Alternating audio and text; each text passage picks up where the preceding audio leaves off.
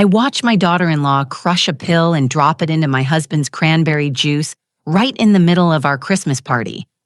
50 guests laughing and drinking around us. And she smiled like it was nothing, like she was just stirring sugar into tea. I had 4 seconds to make a choice. 4 seconds that would determine if my husband lived or died. I switched the glasses. My name is Jennifer Harper. I'm 68 years old. And until that Christmas Eve, I thought I understood my family. I thought the worst thing that could happen was growing old alone. I was wrong.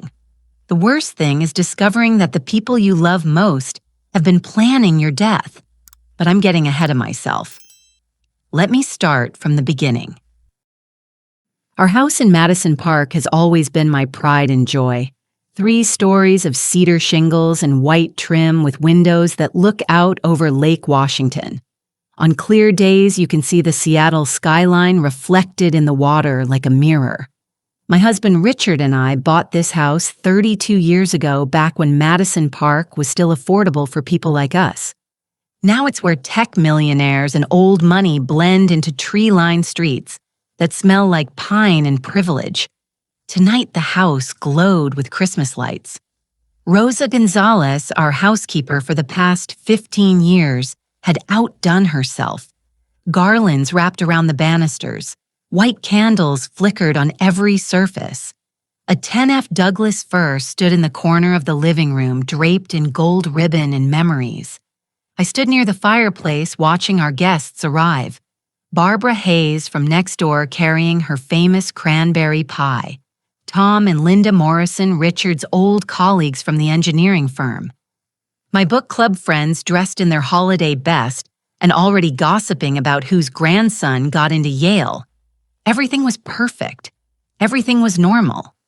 Then my son walked in. Andrew hadn't visited in over a year. Oh, he called on birthdays and holidays, those obligatory 30-second conversations where he'd ask how we were doing, and I'd pretend not to notice how relieved he sounded when I said goodbye. But tonight, he was here with her Amanda. My daughter-in-law walked through my front door like she owned it. Designer black cocktail dress that probably cost more than my monthly grocery bill. Blonde hair pulled back so tight it looked painful. Heels that clicked against my hardwood floors with the precision of a metronome. She didn't hug me. She air-kissed near my cheek, leaving a cloud of perfume that smelled expensive and cold.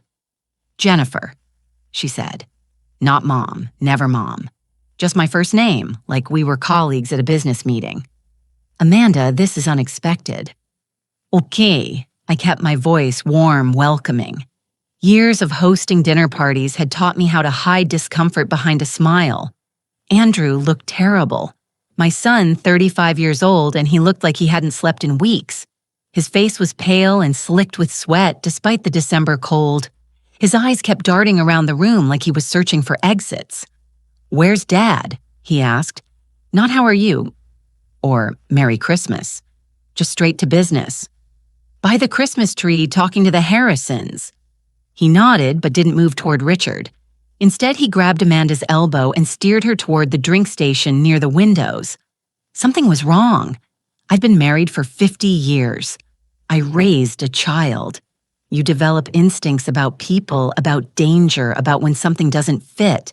And watching my son whisper urgently to his wife, while she nodded with that frozen smile on her face, every instinct I had was screaming. I moved closer to the drink station, pretending to refill my wine glass, positioned myself near enough to hear. "Just need to get through tonight," Andrew was saying. His voice was strangled, desperate. "After that, we can relax." Amanda cut him off sharp and smooth. "I've got it under control. Trust me, I can't relax. You don't understand. If this doesn't work, it will." I turned slightly, keeping my face neutral, watching them from the corner of my eye. That's when Amanda reached into her Chanel purse. The purse was sleek black leather, probably cost $3,000. She opened it with practiced ease, her hand slipping inside. For a moment, I thought she was checking her phone, but then I saw it. a blister-pack pharmaceutical-grade silver foil backing. My heart stopped. I watched frozen, unable to move, unable to breathe, as Amanda popped a single pill from its foil. It was small, oval-shaped, pale blue. She glanced around once quick and efficient, making sure no one was watching. She didn't see me. She placed the pill between two silver spoons from the serving tray and pressed down. The pill crumbled into fine powder between the metal. My engineering brain, trained to see invisible cracks and hidden failures, was screaming at me to do something, but I couldn't move. Amanda reached for the juice pitchers. Apple Cranberry Rose Signature Holiday Blend. She poured 2 glasses, 8-0 each, identical crystal tumblers with gold rims. The liquid was deep burgundy, opaque enough to hide anything. She tipped the blue powder into the left glass. I could see the faint cloud of dust swirl and dissolve. She stirred it with the silver spoon, 3 rotations clockwise, methodical. Then she set both glasses side by side on the white tablecloth. Left glass poisoned, right glass clean. She turned toward the mirror hanging above the drink station, checking her lipstick. 4 seconds. That's all I had. My hands were shaking so badly I thought I'd dropped the wine glass I was holding. But somehow I moved. 40 years of muscle memory from carrying blueprints and leading construction site meetings took over. I set down my wine, stepped forward, grabbed both glasses left to right, right to left. The poisoned glass now sat where the clean one had been. I stepped back, lifted a champagne fluid as cover, and took a sip I didn't taste. Amanda turned back around. She didn't notice. The glasses were identical. She picked up the glass on the right, the one she thought was clean, the one that was now loaded with whatever drug she'd crushed, and took a small sip, testing, making sure it tasted normal. She smiled, satisfied. Then she lifted the other glass, the clean one, the one she'd intended for Richard, and walked across the living room toward my husband. Richard stood by the Christmas tree, his hand resting on a gold ornament that our son had made in 2nd grade. Papier-mâché painted with so much glitter, it still shed sparkles 30 years later. My husband is 70 years old, retired structural engineer just like me. We met at the University of Washington in 1974 in a dynamics class where I was one of 3 women, and he was the only man who didn't treat me like I'd wandered into the wrong room.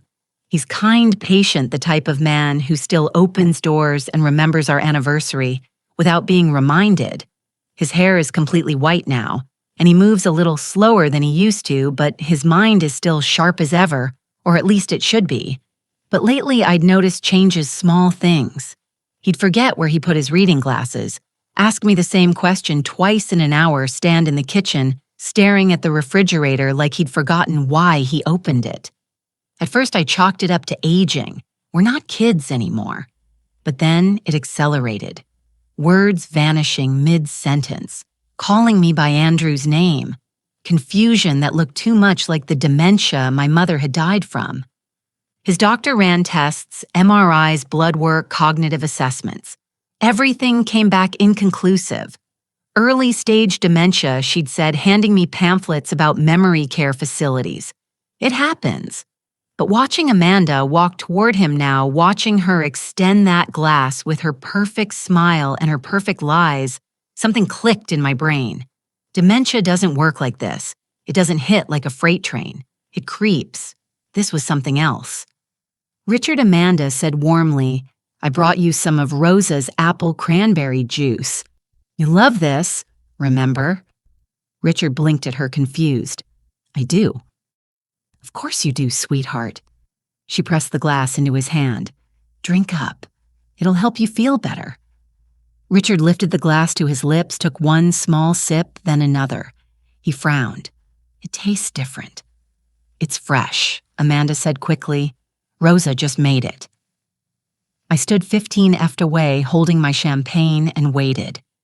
20 minutes passed. Richard set his glass down on the mantel, half finished, and drifted toward the couch. He looked tired, but not worse than before. His eyes were a little glazed.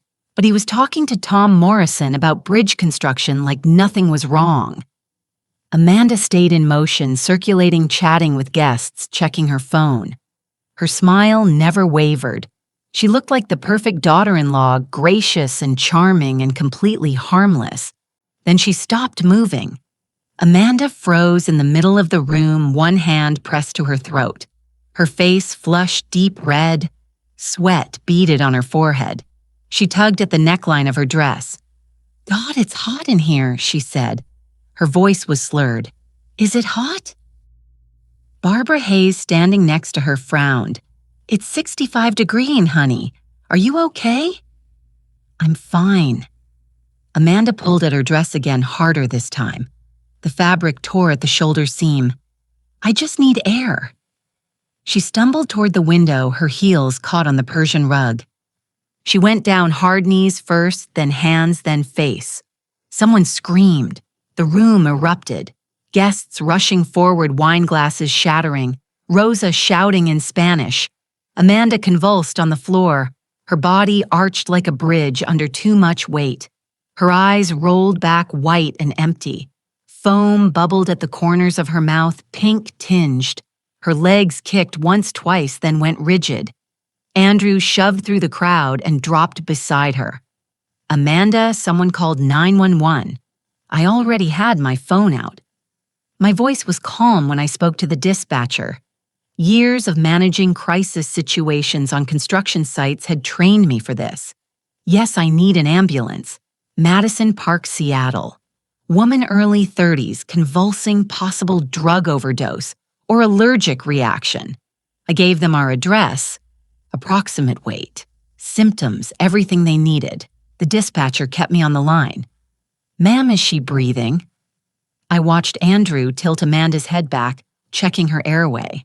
"Yes, shallow, but breathing." "Ambulance is 3 minutes out. Stay with her. Don't move her unless she stops breathing." The longest 3 minutes of my life. Amanda's convulsions slowed. Her body went limp.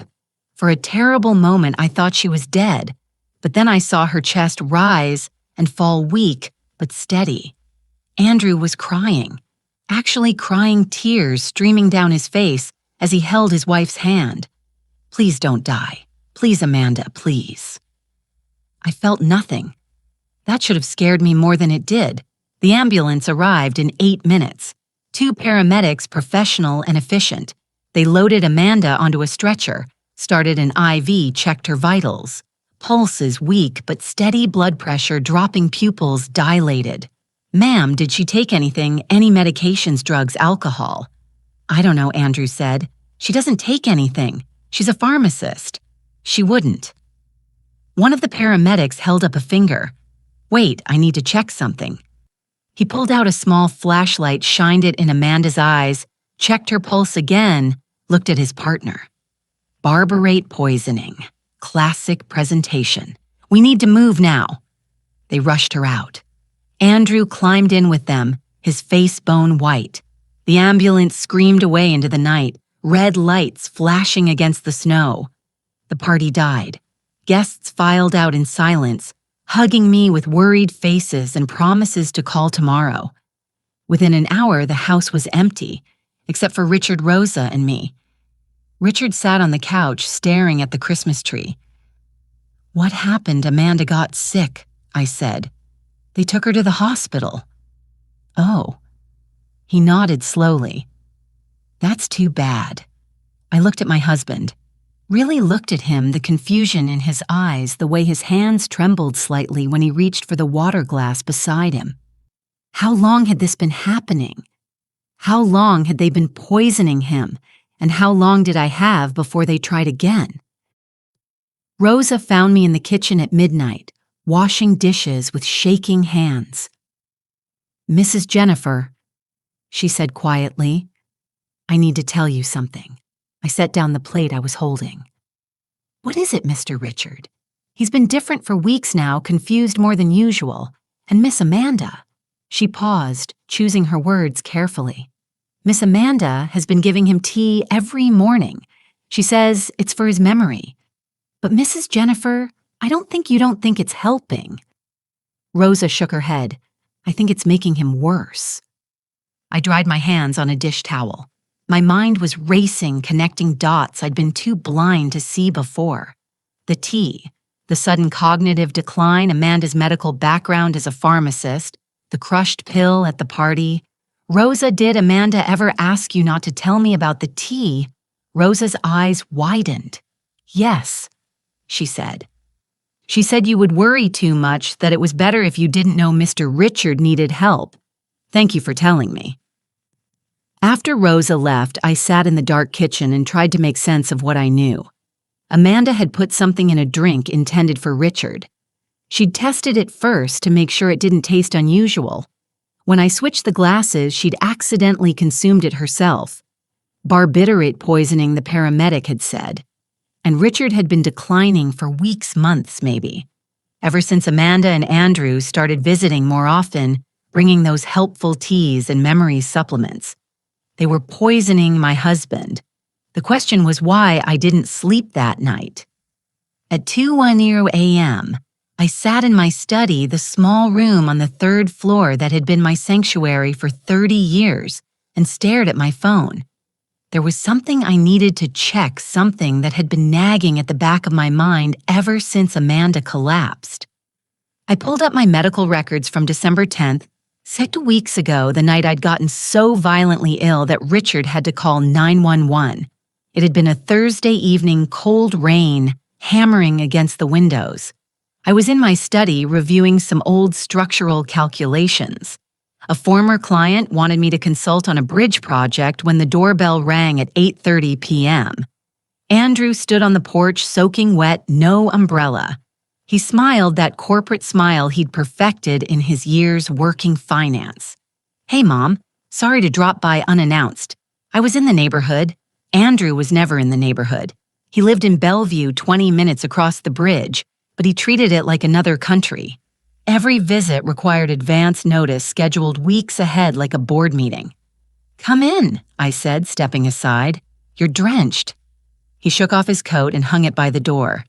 Is Dad asleep? Yes. He went down early tonight. Good. He followed me into the kitchen. Actually, I'm glad it's just us. I wanted to talk. Father to son. Son to mother. He laughed at his own slip-up, but something about it felt off. What's on your mind? I asked. Nothing major, just work stress money stuff. He opened the cupboard like he'd lived here his whole life, which I suppose he had, and pulled out 2 mugs. You know how it is. Let me make us some hot chocolate like old times. I sat at the kitchen table and watched him work. He found the cocoa powder, the milk, the small saucepan. He heated everything on the stove, stirring slowly. We talked about nothing. Seattle traffic, the Seahawks playoff chances, his startup, some tech thing I'd never quite understood and suspected he didn't either. 5 minutes later, he set a mug in front of me. Steam curled up from the dark liquid. It smelled right. Chocolate cinnamon, a hint of vanilla. Thanks, sweetheart. Cheers, Mom. He lifted his own mug. To family. I took a sip. It was hot, rich, perfectly sweet. But there was something underneath, a bitterness that didn't belong, chemical, sharp. I frowned. You taste that Andrew sipped his own drink. Taste what? It's bitter. Oh yeah, I used dark cocoa, 70%, it's healthier. He smiled. You'll get used to it. I took another sip. The bitterness lingered, but I didn't want to be rude, so I drank it. All of it. We sat there for 20 minutes, making small talk, and then Andrew left. Said he had an early meeting in Bellevue, hugged me at the door, told me he loved me. An hour later, I knew something was wrong.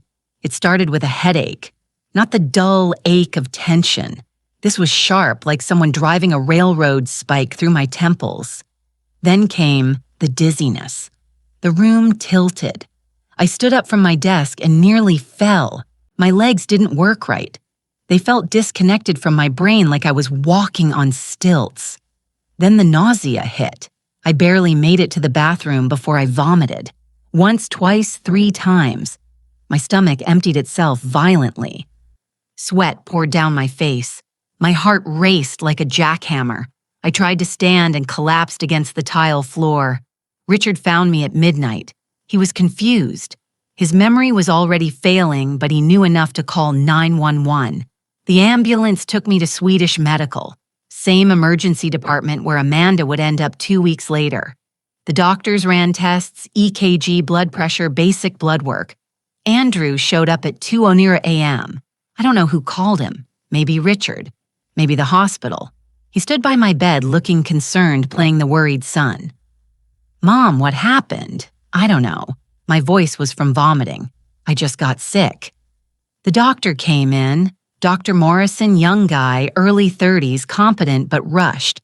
"Mrs. Harper, your vitals are stabilizing. We think this might be stress-related, possibly a reaction to something you ate. Have you tried any new foods or medications?" "No, nothing." Andrew leaned forward. "Doc, my mom's 68. She works too hard, doesn't sleep enough. Could it be exhaustion?" "Possibly," Dr. Morrison said, making notes on his tablet. "I'd like to run a full toxicology screen just to rule out." "Is that really necessary?" Andrew interrupted. "I mean, if it's just stress or food poisoning, why put her through more tests? She's already been through enough tonight." I looked at Andrew. Something in his voice, too eager, too insistent, made my skin crawl. Dr. Morrison hesitated. "Well, it's not required. If Mrs. Harper feels comfortable, I think we're good," Andrew said quickly. "Right, Mom, I should have said no. Should have demanded the toxicology screen, but I was exhausted, disoriented. My brain wasn't working right." "Okay," I whispered. They kept me overnight for observation. By morning, the worst had passed. I was weak, dehydrated, but alive. They discharged me with instructions to rest and stay hydrated. Andrew drove me home. The whole ride, he talked about stress management, about how I needed to take it easy, about how Dad's condition was probably weighing on me. I spent the next 3 days in bed recovering, and then I forgot about it. Chalked it up to food poisoning, bad luck, old age until tonight. Until I watched Amanda crush that blue pill. Now sitting in my study at 2 a.m., I pulled up my hospital records from December 11th. I'd requested them online yesterday through the patient portal. I scrolled through the ER report, vital symptoms, doctor's notes, and there it was a single line. Patient's son declined toxicology screening, attributed symptoms to stress exhaustion. Andrew had stopped them from testing me. I opened a new browser window and searched scopolamine poisoning symptoms. Mayo Clinic NIH medical journals. The list appeared on my screen. Severe headache, dizziness, loss of coordination, nausea, and vomiting, rapid heartbeat, confusion, disorientation. Symptoms appear 1 to 2 hours after ingestion. Every single symptom matched what I'd experienced that night. I sat back in my chair and stared at the ceiling. Andrew had tried to kill me first, December 10th. Hot chocolate. Scopolamine. When I survived, when my body fought it off, he pivoted, changed targets, went after Richard instead.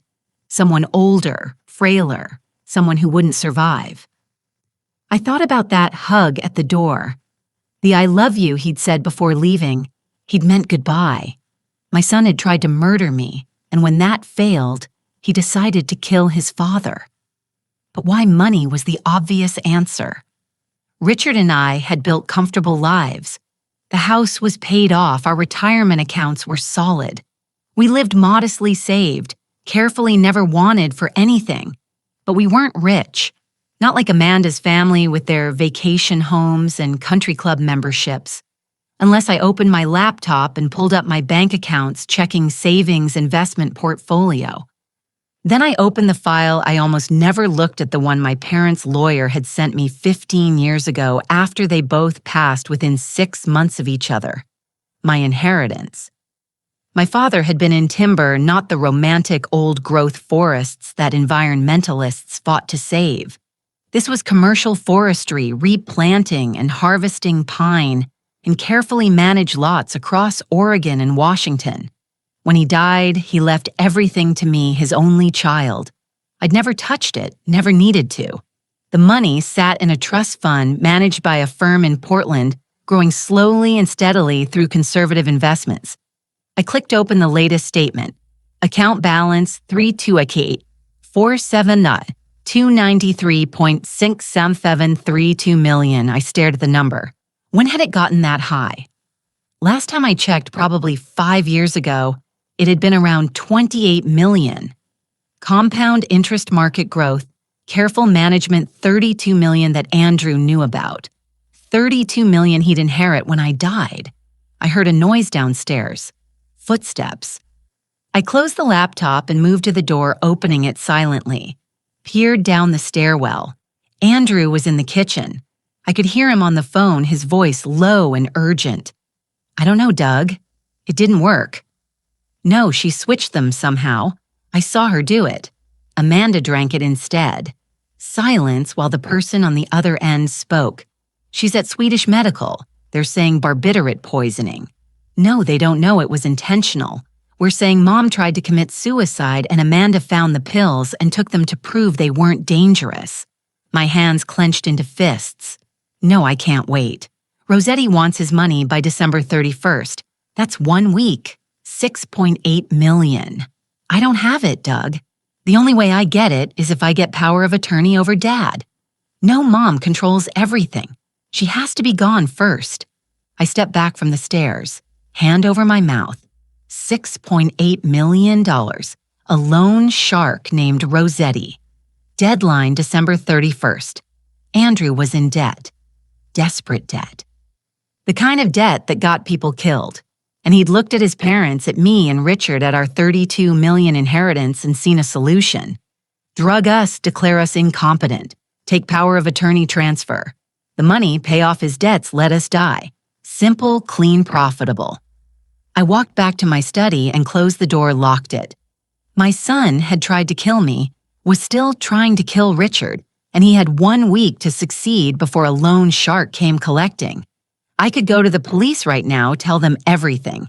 Show them the hospital records, the declined toxicology screen, the suspicious timing. But what proof did I have? Andrew would say I was paranoid, senile.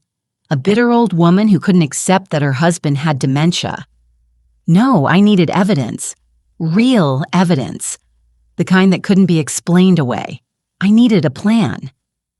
I picked up my phone and called the only person I could trust. Robert Sullivan answered on the second ring. His voice was rough with sleep. Jennifer, it's 2:30 in the morning. They're trying to kill Richard. Silence, then rustling. Robert sitting up. Who Andrew? Amanda. Maybe both. I kept my voice low. Tonight at the party, I watched Amanda crush a pill and put it in a drink meant for Richard. I switched the glasses. She drank it instead. Barbarate's high dose. Jesus Christ.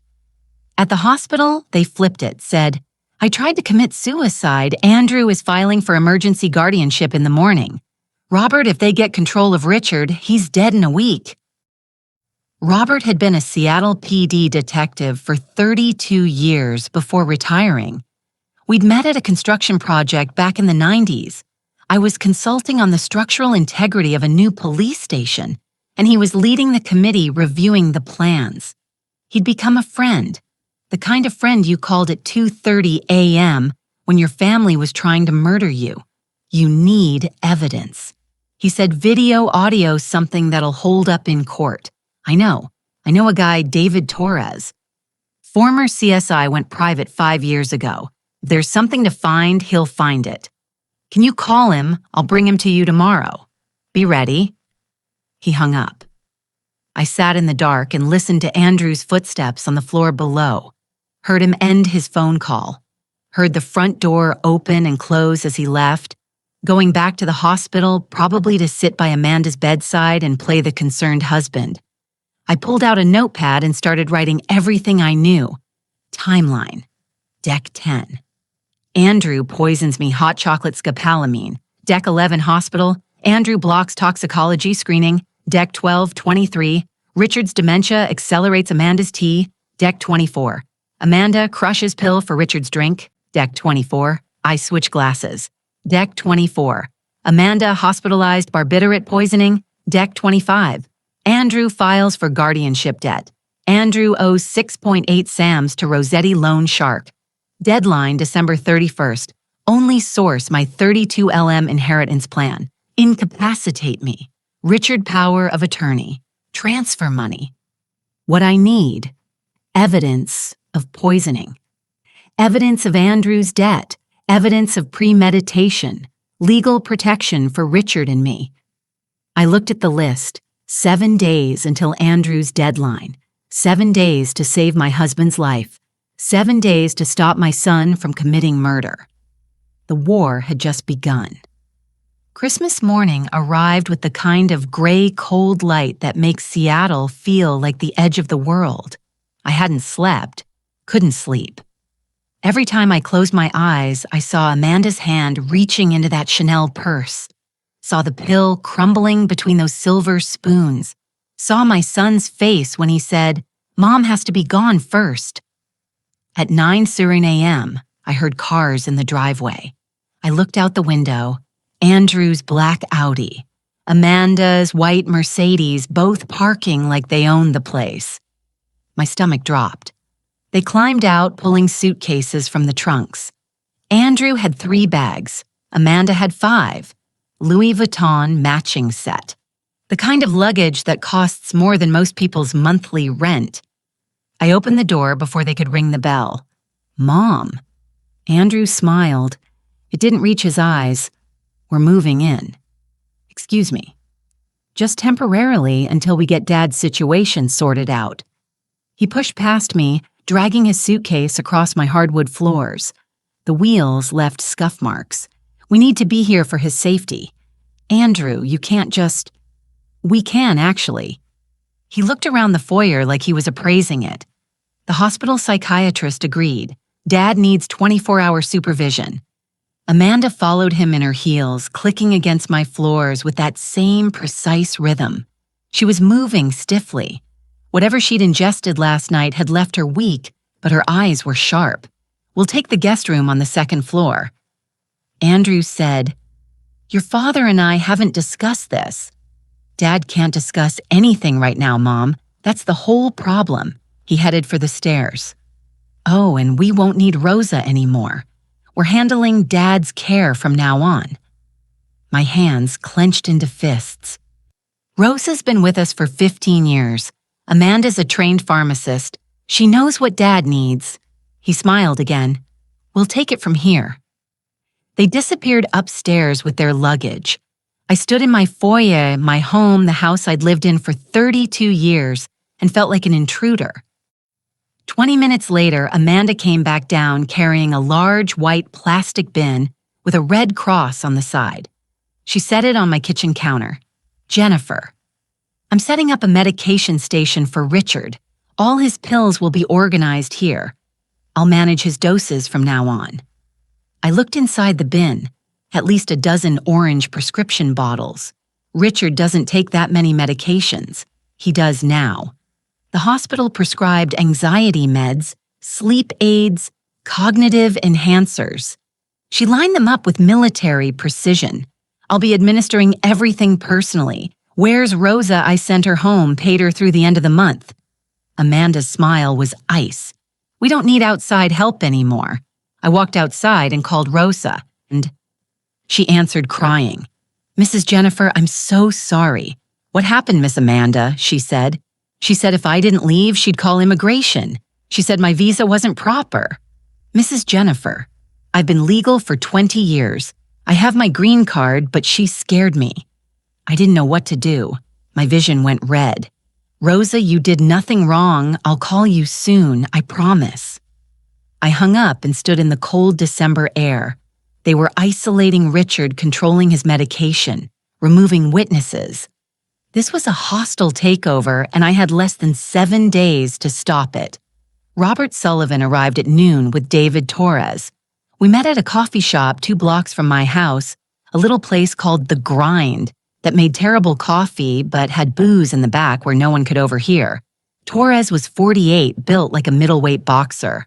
Salt and pepper hair cut military short, sharp eyes that cataloged everything the exits the other customers, the barista's name tag. "Robert filled me in," Torres said, sliding into the booth across from me. "You need surveillance video and audio. Hidden professional grade. How fast can you install it tonight 2 a.m. when they're asleep?" He pulled out a tablet, showed me schematics. "I'll put micro cameras in smoke detectors, electrical outlets, air vents, wireless cloud storage encrypted. You'll monitor everything from your tablet in real time. What about audio built-in mics? You'll hear everything." He paused. "Jennifer Washington is a two-party consent state for recordings. If they find out, they could sue you." "I don't care." Robert leaned forward. "Once you have evidence, you go straight to the police. No vigilante justice, no confrontation. You gather proof and you call the professionals." "Agreed." Torres stood. "I'll be at your house at 2 a.m. Leave the side door unlocked. I work better alone." I went home and spent the rest of Christmas Day pretending everything was normal. Amanda made lunch organic salad quinoa. She brought Richard downstairs and fed him like a child, cutting his food into small pieces, wiping his mouth with a napkin. I watched her slip 2 pills into his water glass when she thought I wasn't looking. Richard swallowed them without question. My husband sat at our dining room table, the table where we'd hosted Thanksgiving dinners and birthday parties and business colleagues for 3 decades, and he looked at me like he wasn't quite sure who I was. "Jennifer," he said, Are you my wife?" "Yes, sweetheart, I'm your wife." "Oh, good." He smiled, confused but trusting. "That's good." Amanda caught my eye across the table, smiled. Andrew spent the afternoon in my study making phone calls. I stood outside the door listening. "Yeah, Doug, I need the paperwork ready by Monday. Emergency guardianship petition. Both parents, actually. Mom's getting forgetful, too. Probably genetic. No, they won't fight it. They're both too far gone." I pressed my hand against the wall to steady myself. "Monday, 3 days away. What's the timeline once we file 24 to 48 hours? Perfect. And then we can access the accounts immediately? Great. Yeah, the trust fund. 32 million should cover my debts and then some." He laughed. Actually laughed. I walked away before I did something I'd regret. That night, I lay in bed and watched the clock. 1:45 a.m. I slipped downstairs in my robe and unlocked the side door. 1:58 a.m. I went back upstairs and waited. At exactly 2 a.m., David Torres materialized in my kitchen like a ghost. He worked in silence. Smoke detector in the living room opened, modified, closed in 90 seconds. Electrical outlet in the hallway camera installed in 2 minutes. He spent 20 minutes in Richard's bedroom while my husband slept installing a camera in the ceiling vent. By 3:30 a.m., he was done. We stood in my study. He handed me a tablet. 12 cameras, 6 with audio. Everything uploads to an encrypted cloud server automatically. Here's your login. I looked at the screen. 12 video feeds. Living room, kitchen, hallway, Richard's bedroom motion, activated recording. Continuous 7 days of storage. Then it auto-Ds unless I flag it. You can download directly. Torres said, "Jennifer, whatever you see on these cameras, don't react. Don't confront them. Just document. Let them bury themselves." I understand. Robert's a good friend. He wouldn't ask me to do this if it wasn't life or death. Torres looked at me hard. "Don't make me regret it." Then he was gone. I sat alone in the darkness watching the multiple video feeds on the tablet. I could see Andrew and Amanda asleep in the guest room. Could see Richard in our bed, motionless. Could see every corner of my own house. My home had become a prison, but now I had eyes everywhere. December 26th, 7:42 a.m.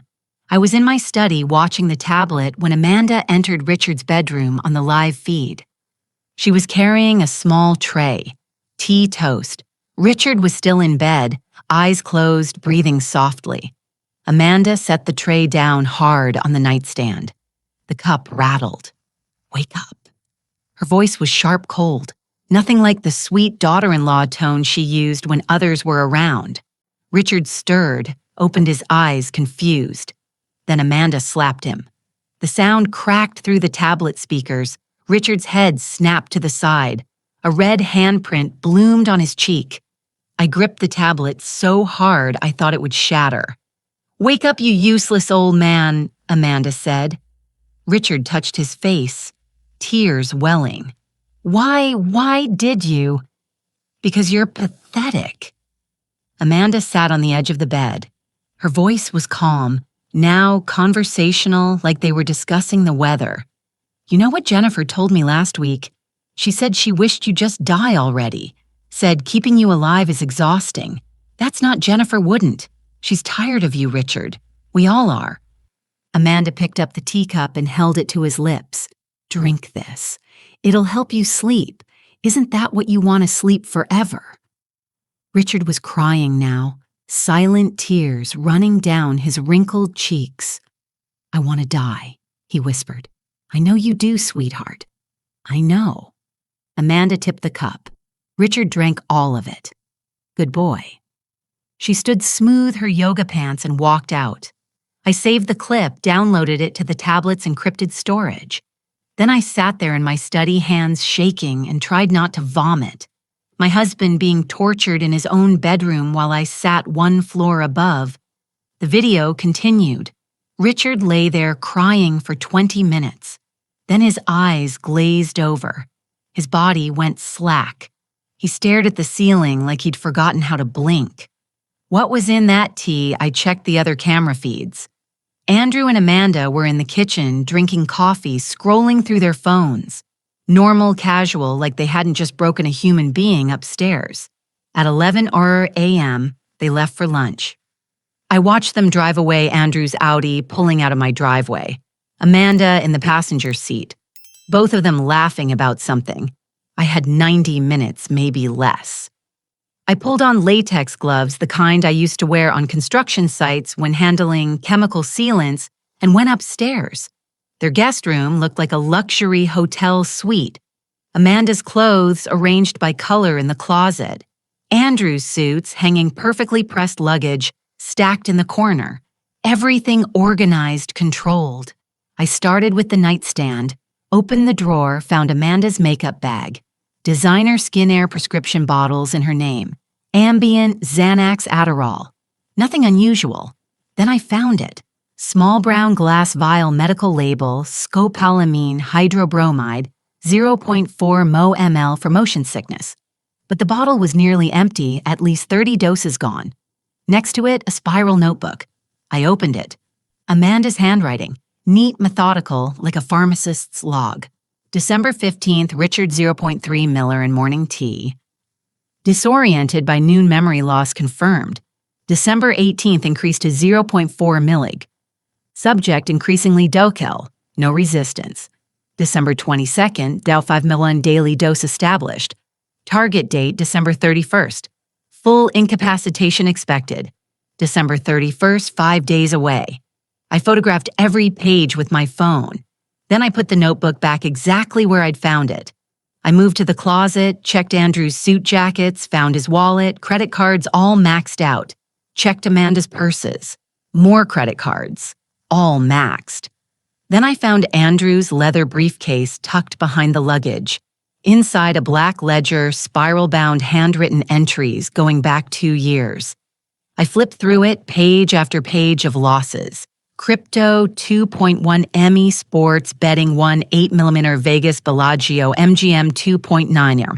At the bottom of the last page, written in red ink, total debt 6.8 million, creditor Vincent Rossetti, deadline December 31st 11:59 p.m. Collateral blank, penalty for default blank. But I knew what went in that blank. I'd heard stories about Vincent Rossetti. Everyone in Seattle had loan shark enforcer. The kind of man who collected debts in bone and blood. Andrew owed him 6.8 million due in 5 days. and Andrew had no collateral, no assets, no way to pay except my $32 million trust fund. I photographed every page of the ledger, every transaction, every loss, the red ink deadline. I was putting the briefcase back when I heard the garage door opening. They were home 30 minutes early. My heart slammed against my ribs. I shoved the briefcase behind the luggage, stripped off the gloves, and ran for the hallway. I couldn't go downstairs. They'd see me coming from their room. I ducked into the guest bathroom, turned on the faucet, flushed the toilet footsteps on the stairs. Fast, angry. I told you I saw someone. Amanda's voice. I opened the bathroom door like I just finished, stepped into the hallway. Amanda stopped 3 FT away. Her eyes were ice. Jennifer, what are you doing up here using the bathroom? I gestured weakly. The one downstairs is running slow. She stared at me, searching my face for lies. Were you in our room? Your room? No. Why would I? Don't lie to me. She took a step closer. I know where I left things. I know how things were arranged. Andrew appeared behind her. Mom, if you need something, just ask. Don't go through our stuff. I wasn't. I just needed the bathroom. Old people get confused, Amanda said softly, dangerously. They wander. They forget where they are. Sometimes they fall downstairs.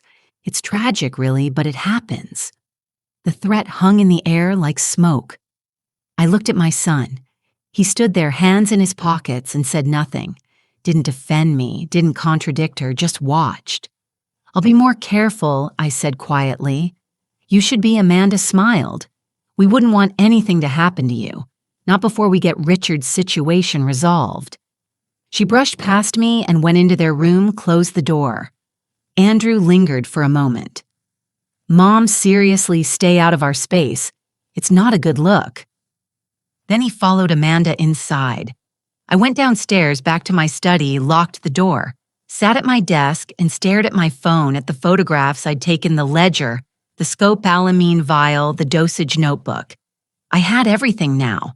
Video evidence of abuse, the drug Amanda was using to destroy Richard's mind, proof of Andrew's $6.8 million debt to a loan shark. The deadline, December 31st. Same day, Amanda's dosage log targeted for full incapacitation. I understood now. They weren't just trying to kill Richard. They were trying to gain control before Andrew's deadline. They needed him declared incompetent, needed emergency guardianship, needed access to $32 million before midnight on New Year's Eve. Or Vincent Rossetti would come collecting. But having evidence wasn't enough. If I went to the police now, Andrew and Amanda would lawyer up, destroy evidence, claim I was a paranoid old woman who couldn't accept that my husband had dementia. The guardianship hearing was Monday, 2 days away. They'd spin everything, make me look unstable. No, I needed them to commit the crime in front of witnesses, needed them to reveal themselves, needed them to believe they'd won right up until the moment I destroyed them. I opened my contacts and scrolled to my lawyer's number, Charles Brennan. We'd worked together for 20 years. Real estate deals, estate planning. He knew my trust fund inside and out. I needed a trap, and I needed it by New Year's Eve. That night at 2:30 a.m., I became a thief in my own house. I'd waited until the cameras showed Andrew and Amanda asleep. Andrew on his back snoring. Amanda curled on her side phone in hand. I watched for 20 minutes. Their breathing steady, no movement. I pulled on latex gloves and grabbed the vitamin B1 powder I'd ordered online that afternoon. Amazon Prime. Same-day delivery. God bless modern technology. The powder was the same consistency as scopolamine. Same pale color. Ground fine enough to dissolve in liquid. The stairs creaked. I froze, listened. Nothing. Their bedroom door was closed. I turned the handle slowly, millimeter by millimeter.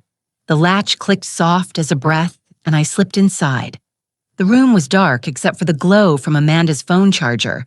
I moved toward the nightstand, each step careful, testing my weight before committing. The brown vial sat exactly where I'd found it. I lifted it with shaking hands, unscrewed the cap. Behind me, Amanda murmured something. I froze. "Money," she whispered. "Need the money." I didn't breathe. My heart hammered so loud I was sure she could hear it. She shifted. The mattress creaked. Her breathing changed. 10 seconds, 20, 30. Her breathing deepened again. Asleep. I moved to their bathroom, closed the door silently, used my phone's flashlight aimed into the sink. I poured the remaining scopolamine into a Ziploc bag. Maybe a dozen doses. Sealed it. Evidence. Then I cleaned the vial, dried it, filled it with vitamin B1 powder. Same level, same appearance. I replaced the vial on the nightstand, photographed 3 more notebook pages left.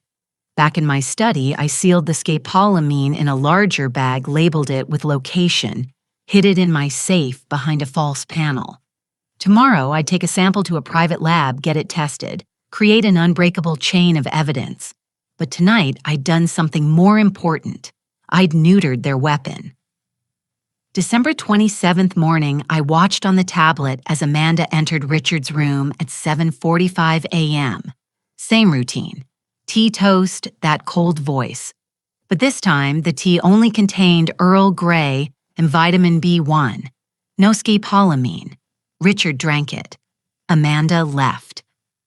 I watched my husband for the next hour, waiting. The glazed look in his eyes didn't worsen. If anything, he seemed slightly more alert. He picked up the book on his nightstand, a Tom Clancy novel he'd been reading for weeks, and actually turned a few pages. It was working. By evening, I needed to tell Richard the truth. I waited until Amanda and Andrew left for dinner, some restaurant in Bellevue they'd been dying to try. As soon as their cars pulled away, I went to Richard's room. He was sitting up in bed, looking more confused than usual. But when he saw me, something flickered in his eyes. Recognition. "Jennifer."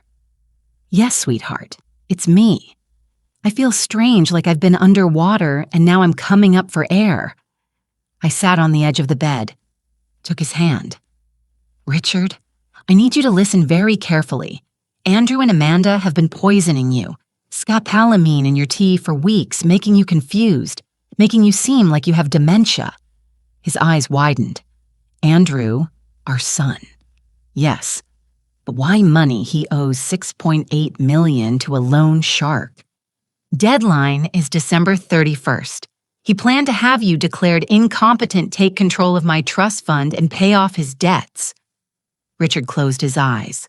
A single tear ran down his cheek. "And me," he whispered. What was he going to do with me?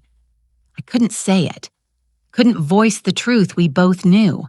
It doesn't matter now. I've been replacing the scopolamine with vitamins for the past 2 days. You're going to start feeling better, clearer. But Richard, you have to pretend. You have to keep acting confused and docile. Amanda can't know you're recovering." He opened his eyes, looked at me with the sharp intelligence I'd fallen in love with 50 years ago. "What's your plan?"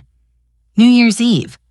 I'm setting a trap, a signing ceremony for the guardianship papers, but we'll have witnesses. A notary, Robert Sullivan. When they try to commit fraud in front of everyone, we'll call the police. What do you need me to do? Keep pretending. Stay weak. Stay confused. Don't let them suspect anything." Richard thought for a moment, then smiled. "Weak, but real. You remember I was in community theater at the university before I switched to engineering. I remember I can act." December 29th, 1 p.m. The doorbell rang. Not a polite ring, a long, angry buzz that went on for 10 seconds. Then another, then pounding on the door. I pulled up the front door camera on my tablet. No one there, just the porch light and the empty driveway. Then I heard Andrew's voice from downstairs. What the hell? I heard him walk to the front door, heard it open. Then silence. I went downstairs. Andrew stood in the doorway staring at something on the porch. Jade appeared behind him, looked over his shoulder, and went white. "Oh my God," she whispered. I pushed past them. On the porch sat a large white cardboard box, the kind you'd get from a bakery, except this one had liquid seeping from the bottom, dark red, pooling on the wood. Andrew bent down with shaking hands and lifted the lid. Inside was a pig's head severed clean at the neck, eyes still open, staring at nothing, tongue ling out between yellow teeth, blood everywhere on the white cardboard soaking into paper towels someone had stuffed around it. And taped to the pig's forehead was a note. I pulled it off. The paper was thick cardstock, expensive, classy even. The message was written in black Sharpie, all caps, each letter, precise. 60 hours midnight, deck 31. Don't be late. VR. Underneath the note, also taped to the pig's head, were 3 $100 bills, burned, the edges charred black. Benjamin Franklin's face half melted. Andrew made a sound like he'd been punched in the stomach. He dropped to his knees on the porch, gasping for air. "Oh, God. Oh, Jesus Christ, Rossetti. He's serious. He's really..." His hands went to his hair pulling. "He's going to kill me. He's going to kill me." Amanda grabbed his shoulder. "Andrew, get up. Get inside. Someone might see. I don't care." Andrew's voice cracked. "Don't you understand? This is what he does. First a warning, then." He looked at the pig's head. Then he sends the real thing. My head. My actual head in a box. I stood there staring at the note in my hands, at the burned money, at the pig's dead eyes. Andrew scrambled to his feet and grabbed my arms. His fingers dug into my biceps. His face was inches from mine, wild-eyed, sweating. "Mom, please, please, you have to sign tomorrow night. I need that money. If I don't pay Rossetti by midnight, he's coming for me, and he won't stop with me. He'll go after Amanda, after you, after Dad. He'll hurt everyone until he gets his money." I looked at my son, at the terror in his eyes, the desperation, the complete unraveling of whatever facade he'd been maintaining. "Then you'd better hope," I said quietly, "that I sign those papers." I pulled free from his grip, turned, and walked back inside. Behind me, I heard Amanda hiss, "Get rid of it now before the neighbors see." I climbed the stairs to my study, sat at my desk, pulled up the front door camera footage, and watched Andrew and Amanda scramble to clean up the pig's head, shoving it back in the box, mopping blood off the porch with paper towels. Andrew kept looking over his shoulder like Rossetti might materialize from the shadows. When they were done, Andrew carried the box to his car and drove off, probably to dump it somewhere. Amanda stayed inside, pacing the living room, chewing her thumbnail. I checked my watch, 8:47 p.m. In 25 hours and 13 minutes, Andrew's deadline would hit. Midnight, December 31st, when Vincent Rossetti would come to collect his $6.8 million, or collect Andrew's life instead. But 2 hours before that deadline, at 10 p.m. on New Year's Eve, Andrew would be sitting in my study with a lawyer, a notary, and witnesses trying to coerce Richard into signing over his rights, trying to commit fraud right in front of everyone, and I would be ready. December 30th morning, I made my calls. First, Charles Brennan, my lawyer. "Charles, tomorrow night, 9:30 p.m. I need you here early before Andrew and Amanda arrive. Bring the fraud documentation. Everything that proves what they're trying to do is illegal. Already prepared," he said. "Copies for the notary, copies for the police, copies for my records." "Good. And Charles, when Andrew presents his paperwork, I need you to review it slowly like you're actually considering it. You want me to play along, I want you to give them rope to hang themselves." "Understood." 9:30. Second William Price, the notary. Charles had recommended him. 30 years experience, ethical to a fault. "Mr. Price, this is Jennifer Harper. Charles Brennan gave me your number. I need you to witness a signing tomorrow night, 10 p.m. But I believe what you'll see is fraud. I need you willing to testify. Mrs. Harper, I've been a notary for 3 decades. I've seen people try to forge signatures, coerce elderly relatives. If I witness a crime, I'm legally obligated to report it, and I will. I'm paying you $5,000 for your time and testimony. I don't need $5,000 to do the right thing, but I'll accept it as a professional fee. What time at 10 p.m. sharp? I'll be there.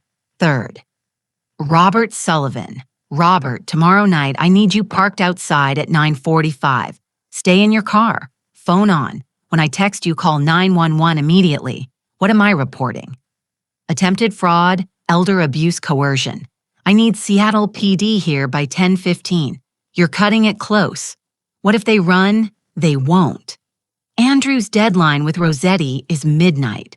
He's desperate. He has no other options. Silence on the other end. Then you're betting on Andrew's desperation. It's not a bet, it's a certainty. Desperate people make stupid choices.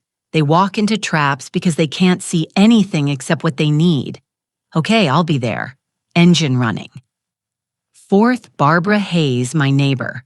I texted her, tomorrow 9:45 p.m. back door. Dress formally like a business meeting. Act like an old family friend supporting Richard. Don't reveal what you know until the right moment. She responded immediately. Understood. Bringing my phone. Recording everything. Thank you, Barbara. Catch them, Jennifer. Fifth, David Torres. I texted all cameras operational tomorrow night. 12 feeds, continuous recording, real-time cloud upload, everything stored off-site. Can you monitor remotely? I'm watching now. I can see you at your desk. You should get more sleep. I smiled despite myself. Tomorrow night, monitor everything. If anyone gets violent, if Richard is in danger, call police immediately. Don't wait for my signal. Copy that. Sixth, Rosa. I called her voice, low door locked. Mrs. Jennifer. She sounded worried. Rosa, I need your help tomorrow night. I don't know if I can, Miss Amanda. She said Amanda lied. Your visa is fine. She threatened you to keep you away from Richard, but Richard needs you. One more time. Silence. Then what do you need 9:00 p.m.? Back door. Use your key. Stay in the kitchen. Don't let them see you. When the time is right, I'll call you in. Then tell the truth. Tell everyone what you saw. They will be angry. They'll be in handcuffs. Long pause. Okay. For Mrs. Richard, I will be there.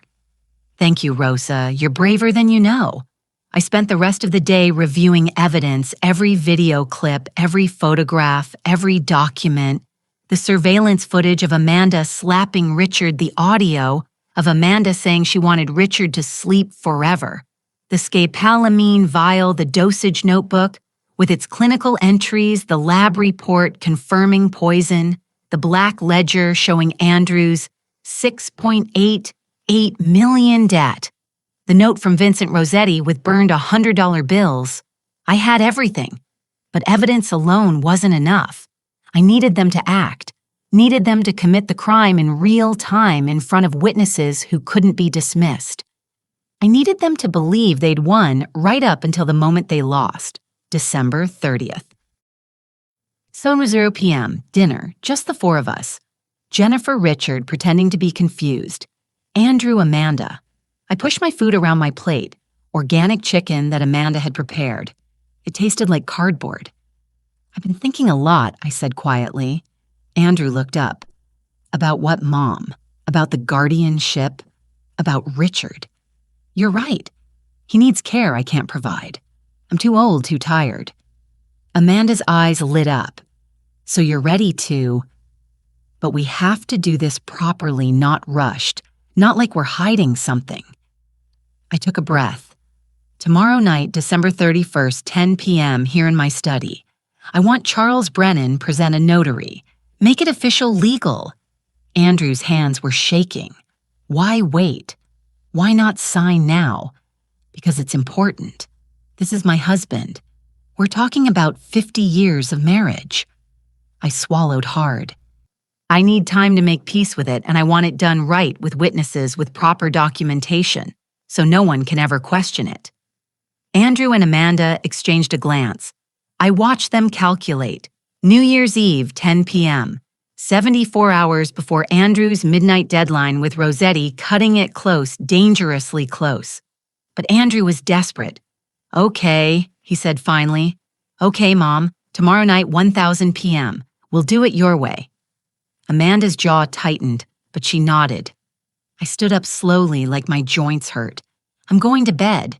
You two clean up." I left them there in the dining room and climbed the stairs. Behind me, I heard Amanda's low voice. "I don't trust her. She's broken, babe. You saw her face. She's giving up. What if it's a trap, a trap?" Andrew laughed. "Mom's 68 years old. She can barely hold her fork steady. She's exhausted. She's done fighting."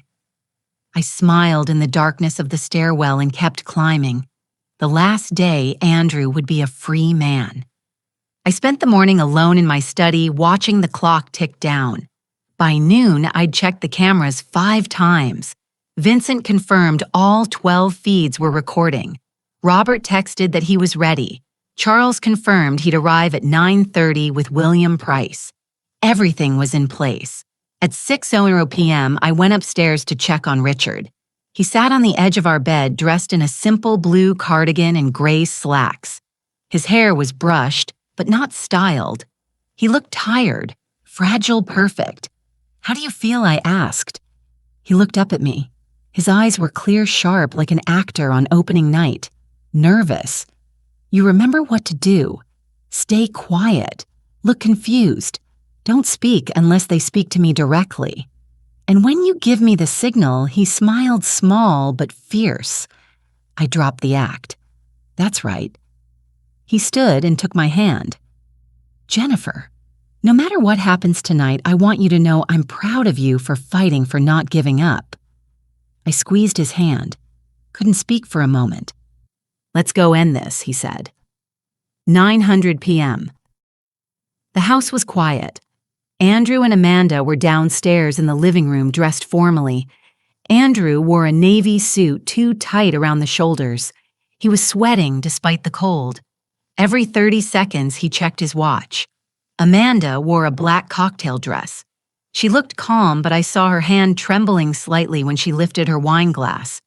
2 hours until Rosette's midnight deadline. 9:15. A car in the driveway. Douglas Fairbanks. Andrew's lawyer. 48 years old. Slicked back hair, expensive suit. I'd researched him disbarred in California 5 years ago for falsifying documents.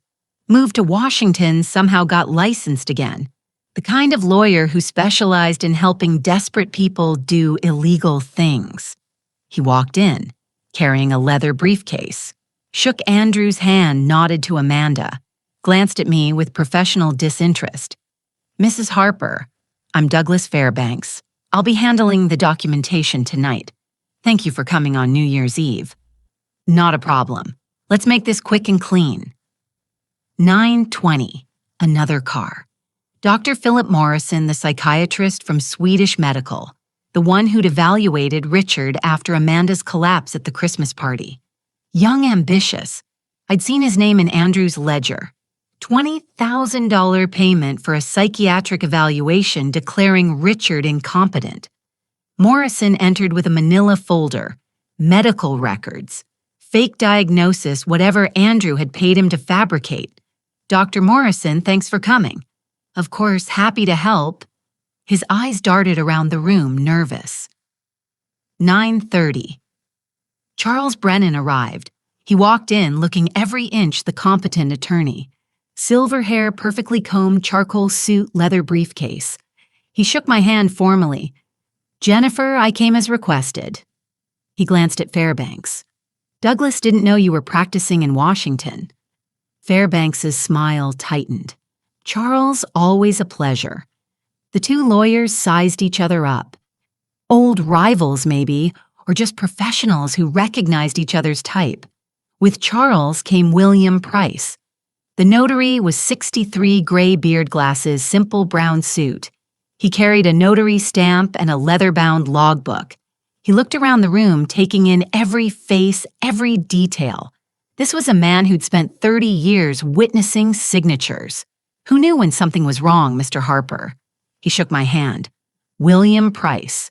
I'll be notarizing tonight. Thank you for coming. Just doing my job. 9:45. The doorbell rang. Andrew looked at me. Who's that Barbara Hayes, our neighbor? She's a close friend of Richard's. I asked her to be here for moral support. Amanda's eyes narrowed. You didn't mention that, didn't I? I walked to the door. Must have slipped my mind. Barbara entered wearing a navy pantsuit. Her silver hair was elegant. She carried a small purse inside I knew was her phone. Recording. Jennifer. She hugged me. Played her part perfectly. How are you holding up as well as can be expected? She saw Richard sitting in the armchair by the window and went to him immediately. Richard, sweetheart, I'm here. She took his hand. Richard looked at her blankly, confused, lost. Perfect. Andrew checked his watch again. 9:52. Mom, can we start please soon? Let me get everyone settled. I walked to the kitchen. Rosa was there hiding by the pantry wearing her black housekeeper uniform. She looked terrified. Stay here, I whispered. When you hear me call your name, come to the study. Not before she nodded. I returned to the living room. Let's move to my study, I said. More appropriate for this kind of business. We filed in. My study was large enough for everyone. My desk sat against the window overlooking Lake Washington. The city lights sparkled across the water. Fireworks would start at midnight. 2 hours from now. If everything went according to plan, Andrew would be in handcuffs by then. The trap was set.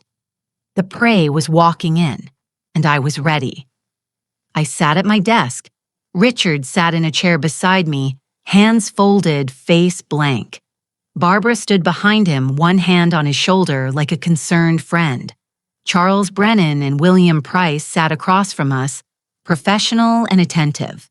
Douglas Fairbanks stood by the bookshelf pulling documents from his briefcase. Dr. Morrison hovered near the door, clutching his manila folder. Andrew and Amanda stood in the center of the room. My son checked his watch every 30 seconds. Tick, tick, tick. Amanda's smile was frozen in place, but her eyes were calculating, watching, waiting. The grandfather clock in the corner struck 10. Bong, bong, bong, 10 chimes, each one louder than the last. It was time. Fairbanks spread papers across my desk. Legal documents, forms, signatures, lines, highlighted in yellow. These are the guardianship documents, he said in that oily lawyer voice. Jennifer Harper, you'll be relinquishing primary guardianship of Richard Harper. Transferring all medical and financial decision-making authority to Andrew Harper. I looked at the papers. Let my hand hover over them. Let my face show conflict, exhaustion, defeat. This is really happening, I whispered. It's for the best, Mom. Andrew's voice was tight, strained. Dad needs professional care. You said so yourself. I know. I picked up the pen Fairbanks offered me. Expensive gold trim, heavy. Please, can I have a moment? This is 50 years of marriage. I'm Mom. Andrew checked his watch again. 10:03. We need to do this now. The urgency in his voice was palpable. Desperate. 2 hours until midnight. 2 hours until Vincent Rossetti came for his money. I held the pen over the signature line. Let my hand shake. Let everyone lean forward. Let them think they'd won. Then I set the pen down. Before I sign, I said quietly, I have one question. Andrew's face went pale.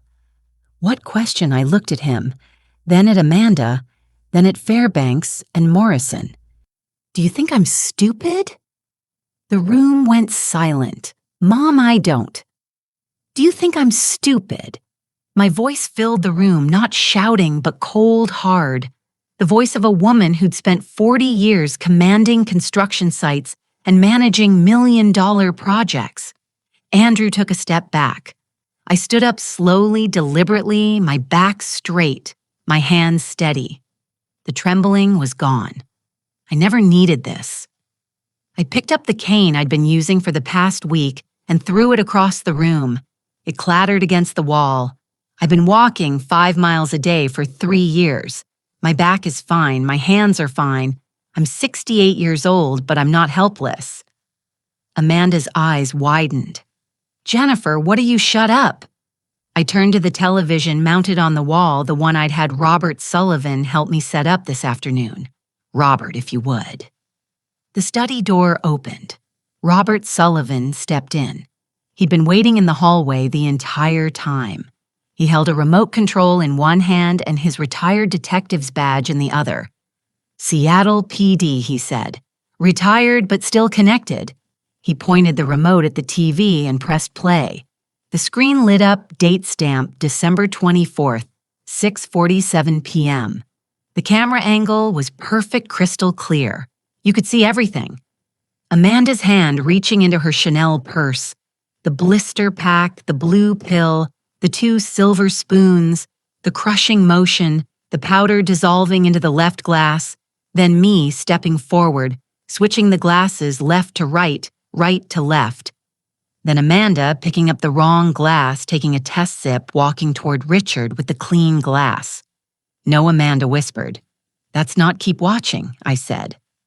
Date stamped December 26, 7:42 a.m. Amanda entering with the tea tray. Richard asleep then awake. The slap. The sound cracked through the study speakers. Richard's head snapping sideways, the red handprint blooming on his cheek. Barbara Hayes gasped, her hand flying to her mouth. William Price's jaw tightened.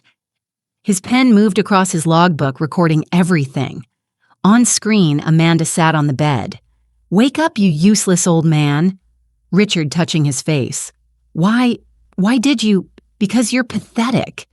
You know what Jennifer told me? She said she wished you'd just die already. Said keeping you alive is exhausting. On screen, Amanda held the teacup to Richard's lips. Drink this. It'll help you sleep forever. And Richard crying. I want to die. Dr. Morrison made a choking sound. His manila folder slipped from his hands, papers scattering across the floor. Fairbanks had gone white as a sheet. I didn't know Fairbanks stammered. I was just hired to handle paperwork. I didn't know about shut up, Douglas Charles Brennan said coldly. Date stamp December 27th, 9:34 p.m. Andrew on his phone pacing the driveway thinking he was alone. I don't care how you do it, Doug. Just make the paperwork look legitimate. Yeah, I know it's fraud. No, Dad's not going to fight it. He's exhausted, broken. He paused. Listen to whoever was on the other end. If he doesn't sign, then we push harder. Old man has a weak heart, could have an accident, could fall downstairs, could have a heart attack. I don't care which happens first. Andrew's voice cold, calculating, discussing my death like a business transaction. Fairbanks's briefcase hit the floor.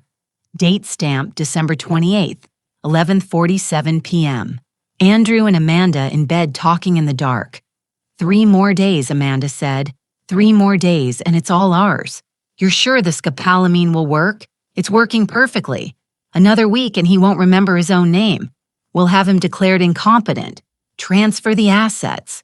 And then she made a cutting motion across her throat. Andrew laughed. Actually laughed. And Mom, once we have the money, we don't need her either.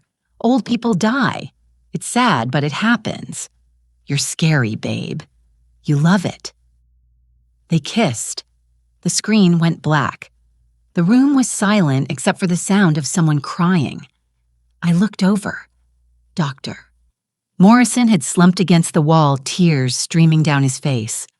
I walked to my desk and picked up a folder, threw it on the coffee table. Papers scattered. Toxicology report. Private lab. December 27th. Richard's tea contains 0.5 milligram of scopolamine, enough to cause severe cognitive impairment. Prolonged exposure causes permanent brain damage or death. I threw another folder at Amanda's feet. Dosage log found in your nightstand. Your handwriting, December 15th through December 30th. Escalating doses. Target date, December 31st. Full incapacitation. I stared at her. That's tonight. You almost made your deadline. I threw a third folder at Andrew. It hit his chest. Your ledger. Crypto losses 2.1 million, sports betting 1.8 million, Vegas 2.9 million, total debt 6.8 million. I picked up the note from the pig's head incident, held it up. Creditor Vincent Rossetti, deadline tonight, midnight, 79 minutes from now. Andrew's face went gray. So let me explain what's really happening here. I walked to the center of the room. This isn't a signing ceremony. This is a confession. You came here to commit fraud, to coerce an elderly man with dementia into signing over his assets. I paused. Except Richard doesn't have dementia. He was being poisoned. By you, I turned to Fairbanks. You're here to facilitate fraud. Disbarred in California for falsifying documents. These guardianship papers are fake. Want to explain that to Mr. Price? He's required by law to report fraud. William Price pulled out his phone, started taking notes. I turned to Morrison. $20,000 to declare Richard incompetent. Except you never examined him. You just took Andrew's money and wrote whatever diagnosis he wanted. I picked up his scattered papers. These medical records are fabricated. Want to explain that to the medical board? Morrison's face went white. I just shut up. I turned back to Andrew and Amanda. You tried to kill me first. December 10th. Hot chocolate with scopolamine. I survived. So you pivoted to Richard, someone older, weaker. Andrew shook his head. No, Mom. You don't understand. I understand perfectly. You owe $6.8 million to a loan shark. You're desperate. You looked at your father's trust fund at my $32 million inheritance and saw a solution. Drug him, declare him incompetent, steal the money, then let him die, kill him outright. I stepped closer. Maybe kill me too. Make it look natural. Two old people. Tragic. But these things happen. Mom, please don't call me that. My voice cracked. You lost that right when you tried to murder your father. Andrew's legs gave out. He dropped to his knees. Amanda stayed standing, cold, calculating. This isn't legal, she said. Her voice was sharp. You recorded us without consent. Washington is a two-party consent state. This evidence is inadmissible. You're right, I said calmly. It can't be used in court. She smiled. But here's the thing about inadmissible evidence. It can be used to get a warrant to justify an investigation. And once police start digging, they'll find everything. The scopolamine in your nightstand, the dosage notebook, Andrew's ledger, the fake medical records, the fraudulent documents. I smiled back, and all of that is perfectly admissible. Amanda's smile disappeared. I turned to William Price. You witnessed attempted fraud tonight, correct? William nodded, his face grave. I did. I witnessed Andrew Harper and Amanda Harper attempt to coerce an elderly man into signing documents under false pretenses. I witnessed a fabricated psychiatric evaluation conspiracy to commit fraud. Thank you. I looked at Charles. Counselor. Charles stood.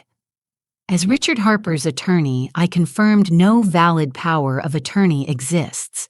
Any documents presented tonight are fraudulent. I'll be filing a police report immediately. I looked at Andrew, at Amanda, at Fairbanks, and Morrison. This wasn't a signing ceremony. This was a trap, and you walked right into it. Andrew stared at the blank TV screen. His face was bloodless. Amanda's hand covered her mouth. Her eyes darted to the door. And then from across the room, I heard it. The sound of a chair scraping against hardwood. Everyone turned. Richard stood up from his chair. No trembling, no confusion, no vacant stare. He was steady, strong, completely lucid. Every head in the room turned toward him. He stepped away from Barbara, walked across the study with perfect posture, clear eyes focused. Amanda's face went white. "But you drank the tea." Richard stopped 3FT in front of her. "I drank vitamins. My wife switched your poison 4 days ago. That's impossible." "You were confused. You couldn't even I was acting." Richard's voice was cold, clear. "You told me my wife hated me. You told me she wanted me dead. You slapped me. You tortured me. And I remembered every single word." Amanda backed away. "You were confused. You said you wanted to die because you broke me. You spent 2 weeks poisoning my mind. But I wasn't confused. Not anymore. Not since Jennifer stopped you." Richard took another step forward. "You came into my home. You hurt me. You tried to steal everything my family built. You tried to kill my wife. You tried to kill me. Mr. Harper, The slap came fast and hard. Richard's palm cracked across Amanda's face with a sound like a gunshot. Her head snapped sideways. She stumbled backward, hit the bookshelf, and slid to the floor. The room went silent. Richard stood over her, breathing hard. 70 years old. But in that moment, he looked like a force of nature. "That's for every lie you told me, every pill you put in my tea, every moment you made me believe I was losing my mind." Amanda touched her face, blood on her lip, tears streaming. "You don't understand," she sobbed. "We didn't have a choice. Rossetti, he's gonna kill us. We're dead if we don't pay him." "You had a choice," I said quietly. "You could have asked for help. You could have declared bankruptcy. You could have gone to the police. You could have done 1,000 things that didn't involve murdering 2 elderly people for their money." Andrew was still on his knees staring at Richard. "Dad, you were pretending the whole time. The last 4 days, yes. But before that, the weeks before you were really... Your wife was really poisoning me. Yes." Sirens loud, close, getting closer. Red and blue lights flashed through the windows. Car doors slamming. Radio chatter. Heavy footsteps on the porch. Andrew's head snapped toward the door. "No, no, no, no, no." He scrambled to his feet and ran for the hallway. The front door burst open. Seattle PD, nobody move. 4 officers flooded into the house. Hands on weapons, scanning the room. Robert Sullivan stepped forward holding up his retired detective's badge. Robert Sullivan, retired SPD. "I called this in. Attempted murder, elder abuse, fraud. I have video evidence." The lead officer, a woman in her 40s, Sergeant Stripes, looked at Robert, then at Andrew, frozen in the hallway. "Who's under arrest?" "Andrew Harper and Amanda Harper, primary suspects. Also Douglas Fairbanks and Dr. Philip Morrison, accessories to fraud." The sergeant nodded. "Cuff them." 2 officers moved toward Andrew. He backed against the wall. "No, you don't understand. I can't go to jail." "Rossetti, he has people inside. He'll kill me in there." "Hands behind your back, sir. He'll kill me." They spun him around, cuffed him, metal clicking. "You have the right to remain silent. Anything you say can and will be used against you in a court of law. You have the right to an attorney. I know my rights. You don't understand. Rossetti wants his money by midnight. That's..." He looked at the clock. 10:41 p.m., 79 minutes. "If I don't pay him, he's gonna kill me. You should have thought of that before you tried to murder your parents." Amanda was still on the floor. An officer pulled her to her feet, cuffed her. "Amanda Harper, you're under arrest for attempted murder, elder abuse, fraud, and conspiracy." She didn't struggle, just stood there, blood on her lip, mascara running. Fairbanks tried to run, made it 3 steps before an officer tackled him. Law books crashed to the floor. They cuffed him face down on my Persian rug. "Douglas Fairbanks, you're under arrest for conspiracy to commit fraud and falsifying legal documents." Dr. Morrison didn't run. He just stood there, hands up, crying. "I didn't know." He sobbed. "I just wrote a report, that's all. I didn't know they were going to tell it to the judge. They cuffed him too. 4 people in handcuffs, all being read their rights. The sergeant turned to me. Mrs. Harper. Yes, I need your statement and the video evidence. Of course. I handed her the tablet. 12 camera feeds, continuous recording, time-stamped. You'll find attempted poisoning assault conspiracy to commit fraud and multiple discussions of murder. She scrolled through the feeds, her jaw tightened. Jesus Christ! There's also physical evidence. Scopolamine vial dosage, notebook toxicology reports. Andrew's gambling ledger, all documented. We'll need all of it. She looked at Richard. Sir, are you all right? I'm fine, Richard said. Better than I've been in weeks. The officers started moving the prisoners toward the door. Andrew tried to dig his heels in. Dad, please. You can't let them take me. Rossetti is going to kill me. I'll be dead in a week. I looked at my son, at the handcuffs, at the desperation in his eyes. That's not my problem anymore. I'm your son. No, I said quietly. My son died 3 weeks ago. The person I'm looking at is a stranger who tried to murder my husband. Dad, I'm still your dumb. Officers get him out of my house. They dragged him toward the door. He kept screaming, begging, promising he'd change. I turned away. Amanda went quietly. Fairbanks was cursing. Morrison was sobbing. The sergeant stayed behind with one officer taking statements. Robert gave his account. Charles provided legal documentation. William Price presented his notary logs. Barbara showed her phone recording. And then Rosa came out of the kitchen. She'd been crying, but her voice was steady when she spoke to the officers. I'm Rosa Gonzalez. I work for Mrs. Harper 15 years. I saw Miss Amanda give Mr. Richard tea every day. Specialty, she say, for his memory. But he got worse, not better. And she told me not to tell Mrs. Harper. She said if I tell, she call immigration. The officer wrote it all down. By the time the last officer left, it was 11:23 p.m. The house was silent except for the crackle of police radios fading into the distance. I stood in the hallway, Richard beside me. Barbara, Charles, Robert, William, Rosa, all still there. Witnesses, friends, allies. It's over, Richard said quietly. I nodded. 37 minutes until midnight. 37 minutes until Andrew's deadline with Vincent Rossetti.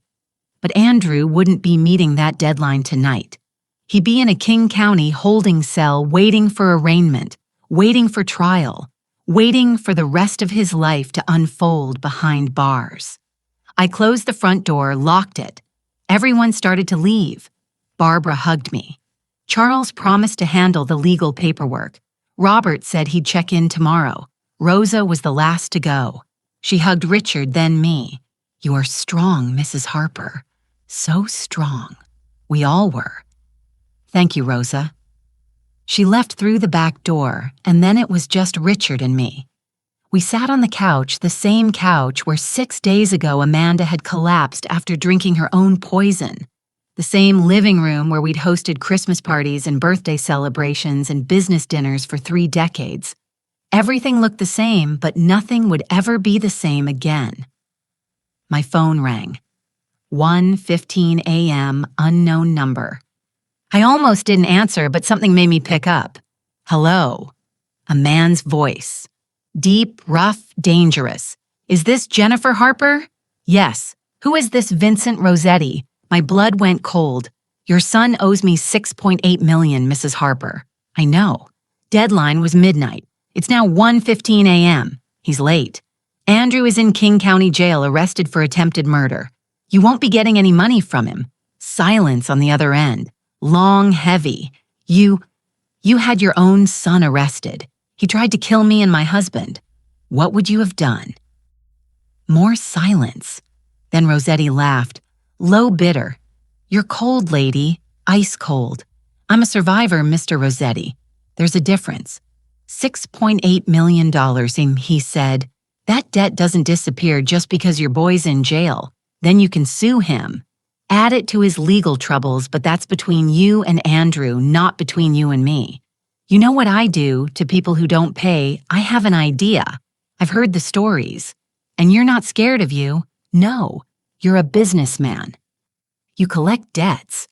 But Andrew made that debt, not me. If you want to threaten someone, threaten him. Leave my family alone. I paused. And Mr. Rossetti, if you or any of your people come near my house, near my husband, near anyone I care about, I have every second of tonight recorded. Every phone call, including this one. I'll give it all to the FBI. Wire fraud, interstate extortion, RICO charges. You'll spend the rest of your life in federal prison. The silence stretched out. Then you got balls, lady. I'll give you that. I prefer courage, but thank you. Your son's debt is his problem, but I'm adding 20% interest every month he doesn't pay. When he gets out, if he gets out, he'll owe me a lot more than 6.8. That's between you and him. Yeah, it is. He paused. Merry Christmas, Mrs. Harper. Click. The line went dead. Richard had been listening. His eyes were wide. You just hung up on a lone shark. He can't touch us. Andrew made his choices. We didn't. What if he comes after us anyway? He won't. Men like Rossetti are pragmatic. We have no money of Andrew's. We're not responsible for his debts. Going after us would be bad business. I set down the phone. Andrew dug his own grave. He can lie in it. March 2025. King County Superior Court. Courtroom 3B. High ceilings, wood paneling, fluorescent lights that hummed. I sat in the gallery front row. Richard beside me. Barbara Hayes on my other side. Robert Sullivan behind us. Rosa in the back row clutching her rosary. At the defense table sat Andrew and Amanda, separate lawyers now. They'd turned on each other so completely that representing them together was impossible. Andrew had lost 25 lb. His suit hung loose on his frame. His face was gaunt, hollow-eyed. He stared at the table in front of him, hadn't looked at me once during the entire trial. Amanda looked worse, sunken eyes, skin pale and waxy. The withdrawal had been brutal. They'd found methamphetamine in her purse the night of the arrest. She'd spent the first month in medical detox. At the prosecution table, Assistant District Attorney Lisa Martinez stood. Mid-40s, sharp suit, sharper mind. Your Honor, the state has presented overwhelming evidence. She walked the jury through everything. The videos, the audio recordings, the toxicology reports, the dosage log in Amanda's handwriting, Andrew's gambling ledger showing $6.8 million in debt to Vincent Rossetti. We've heard testimony from neighbors who witnessed the abuse from the housekeeper, who was threatened and intimidated, from medical experts who confirmed that prolonged exposure to these dosages would have resulted in Richard Harper's death within days. She paused, looked at the jury. 12 faces stone cold. But there's one more piece of evidence the jury hasn't seen yet. She picked up a folder, walked to the judge's bench. Your Honor, I'd like to enter into evidence lab results from Jennifer Harper's blood work taken from her hospital visit on December 11th, 3 weeks before the primary poisoning incidents. Judge Catherine Wells took the folder, read it, her eyebrows rose. This shows scopolamine in Mrs. Harper's system. Yes, Your Honor. On December 10th, Andrew Harper visited his mother, made her hot chocolate. That hot chocolate contained scopolamine. Jennifer Harper became violently ill, was hospitalized. Andrew Harper personally intervened to prevent toxicology screening, claiming his mother's symptoms were due to stress. The courtroom erupted in murmurs. The judge banged her gavel. Order. Martinez turned to face Andrew. Andrew Harper tried to poison his mother first.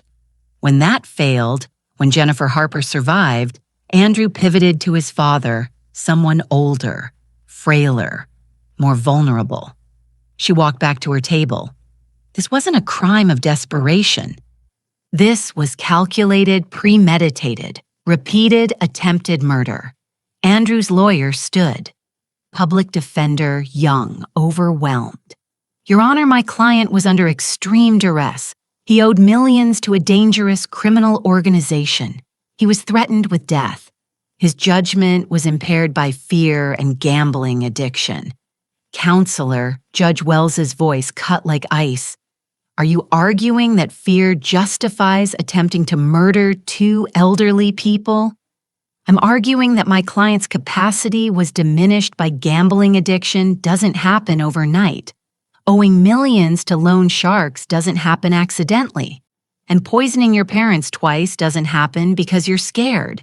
It happens because you've decided their lives are worth less than your debt. The judge looked at Andrew. Does the defendant wish to make a statement before sentencing? Andrew's lawyer whispered to him. Andrew shook his head, then slowly stood up. His voice was small, broken. Mom, I'm sorry. I was scared. I made terrible mistakes. I stood up. The entire courtroom turned to look at me.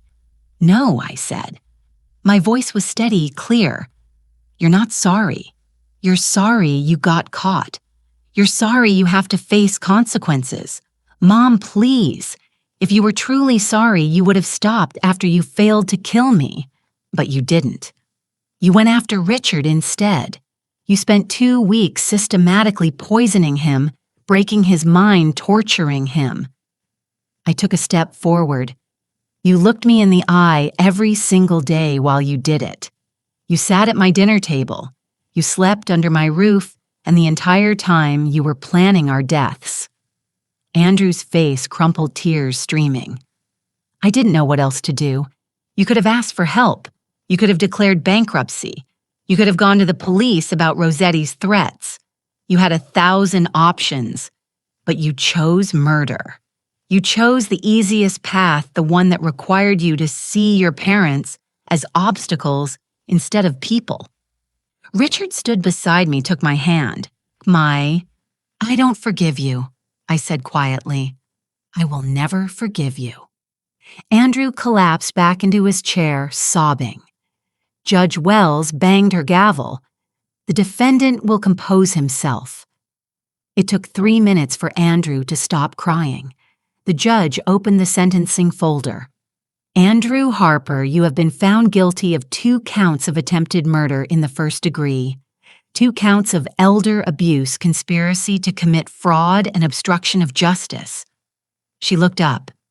Given the premeditated nature, the repeated attempts, and the particularly vulnerable victims, I'm imposing the maximum sentence 20 years in state prison, eligible for parole after 15. Andrew didn't react, just stared at the table. Amanda Harper. The judge turned to her. You have been found guilty of 2 counts of attempted murder in the first degree, 2 counts of elder abuse, assault conspiracy to commit fraud, and possession of methamphetamine. She paused. You were the primary perpetrator. You administered the poison. You physically abused Richard Harper. You orchestrated the psychological torture. 25 years in state prison, eligible for parole after 20. Amanda's face showed nothing. She just nodded once. Douglas Fairbanks' conspiracy to commit fraud, falsifying legal documents, 7 years. Fairbanks' head dropped. Dr. Philip Morrison, fraud, conspiracy, medical malpractice, 5 years, and your medical license is permanently revoked. Morrison was already crying. The judge banged her gavel. Court is adjourned. The bailiffs moved in. Handcuffs, chains. One by one, they led the defendants out. Andrew tried to look back at me one last time. Mom. I turned away, walked straight toward the exit. Richard's hand in mine, Barbara and Robert and Rosa following. We pushed through the courtroom doors, past the reporters shouting questions, past the cameras, flashing out into the cold March air. I stood on the courthouse steps and breathed. That was the last time I saw my son. We sold the house 2 weeks after the trial. The April spring in Seattle, cherry blossoms blooming along Madison Park streets. The kind of beauty that made you forget for a moment that terrible things could happen in beautiful places. The movers arrived at 8:00 a.m. Big truck, 3 guys. They'd been loading furniture all morning. The couch, the dining table where Andrew had done his homework, the bed Richard and I had slept in for 30 years. Box by box, room by room, our life dismantled. By noon, the house was empty. I stood in the living room and listened to my footsteps echo on the hardwood. No furniture, no pictures, just empty space and ghosts. The doorbell rang. A young couple, early 30s with 3 kids, 2 boys and a girl, maybe 5 to 10 years old.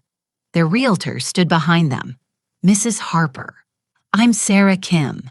This is the Martinez family. Final walkthrough before closing. Come in. The kids ran inside immediately. Shoes, squeaking voices, echoing, laughing.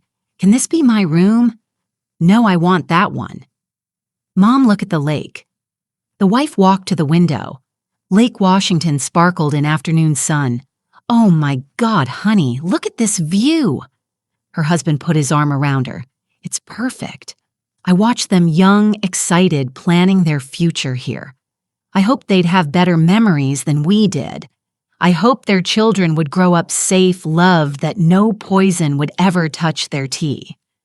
Well, just be a few minutes, the realtor said. Take your time. I went upstairs, found Richard in the master bedroom, empty now. He stood by the window. You okay? I asked. He nodded, didn't turn around. I was just thinking, this room, this is where Amanda.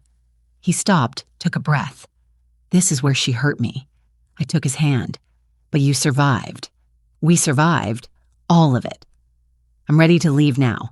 Me too. He walked to the doorway. Stopped, looked back at the empty room. Goodbye, he whispered, then closed the door. We walked downstairs. The Martinez family was in the kitchen. Kids running through rooms, parents measuring spaces. I set the keys on the counter. Sarah picked them up. Thank you, Mrs. Harper. I hope you and Richard find peace in Florida. We will. We walked out down the porch steps to our car. I opened Richard's door. He got in. I walked around, started the engine. In the rearview mirror, I could see the house. White trim cedar shingles our home for 32 years. Behind us, the Martinez kids ran onto the front lawn, chasing each other, laughing. New life, new family, new memories. I backed out of the driveway, shifted into drive. Seattle was a good city, I said. Richard looked back. But it's not our city anymore. I drove away from Madison Park, away from the house, away from everything that happened there. Behind us, the Martinez children were still playing on the lawn, still laughing. Life goes on, and somewhere ahead down I-5 South across $3,000 am of highway, our next chapter was waiting. We arrived on a Tuesday afternoon in late April. The drive had taken 5 days straight down I-5, then across through Texas, Louisiana, Alabama. Motel and highway rest stops. Richard and I taking turns at the wheel. When we crossed into Florida, something shifted. The air changed. Warmer, humid smelling of salt and pine. The sky opened up blue and endless, different from Seattle's gray. Our new home was a 10th floor condo overlooking the Gulf of Mexico. 2 bedrooms, open floor, plan floor to ceiling windows facing west. Richard stood at those windows for 10 minutes just watching the turquoise water stretch to the horizon. It's beautiful, he said finally. Do you think we can be happy here? I think we can try.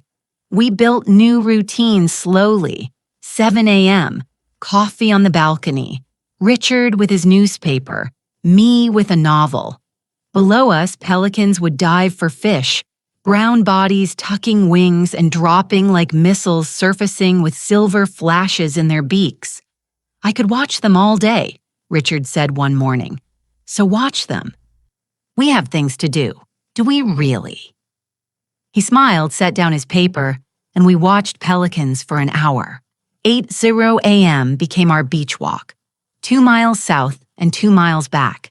I collected shells, angel wings, sand dollar pieces, small spirals, lined them up on our windowsill. Richard collected sea glass, green and blue and amber pieces, worn by waves, evidence that broken things could become beautiful. By the second week, we ventured out. I found an oil painting class at the Naples Art Association, Tuesday and Thursday mornings. The instructor was Margaret's 72 wild gray hair, paint-stained overalls. "I'm trying to capture infinity," she told the class, "the place where water meets sky." I came home with paint under my fingernails, turquoise and orange and white, smiling. "I forgot how much I love this," I said. "How it feels to make something." "What are you painting?" "Sunsets, trying to capture how the light hits the water." 2 weeks later, I brought home my first piece. Orange and pink sky melting into purple dark water, a single sailboat. Richard hung it in the living room. "It's perfect. It's a start." Richard found the Naples Youth Center concrete block building painted yellow basketball courts outside. They needed volunteer tutors, math and science. His first student was Danny Rodriguez, 12 years old, small for his age, big brown eyes constantly moving. "I hate math," Danny told him. "It doesn't make sense." Richard drew a pizza on the whiteboard. 8 slices. You and 3 friends order a pizza. You each eat 2 slices. What fraction did you eat?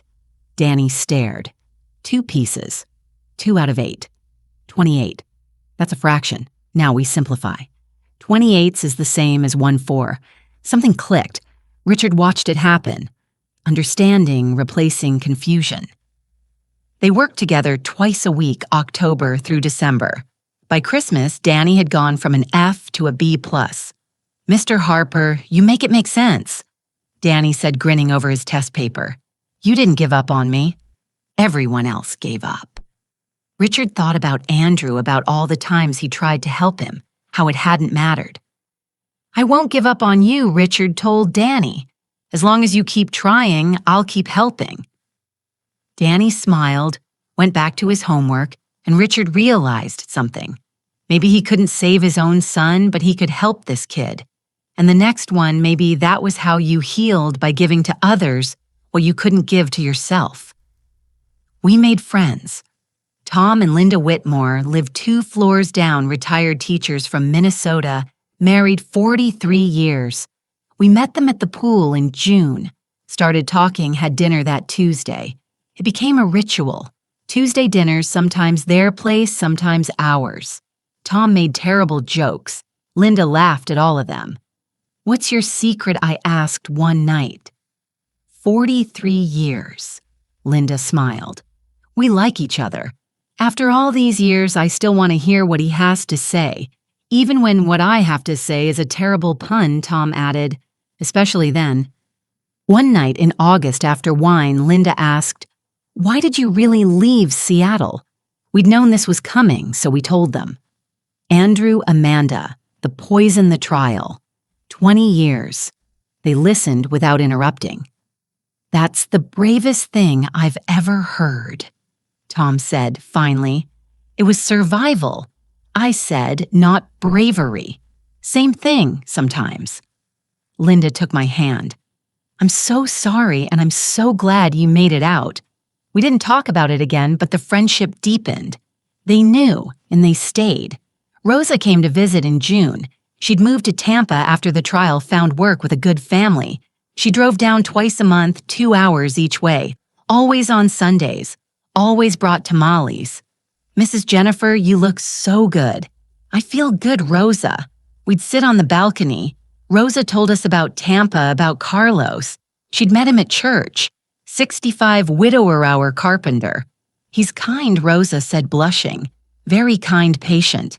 He makes me laugh." "How long have you been seeing him?" 2 months. "He asked me to meet his daughters next month." "I'm terrified." "They'll love you," Richard said. She smiled, tears in her eyes. "After everything, I never thought I'd meet someone. I thought maybe I was done. Too old." "You're not done," I said firmly. "You're strong. You survived, and you deserve happiness.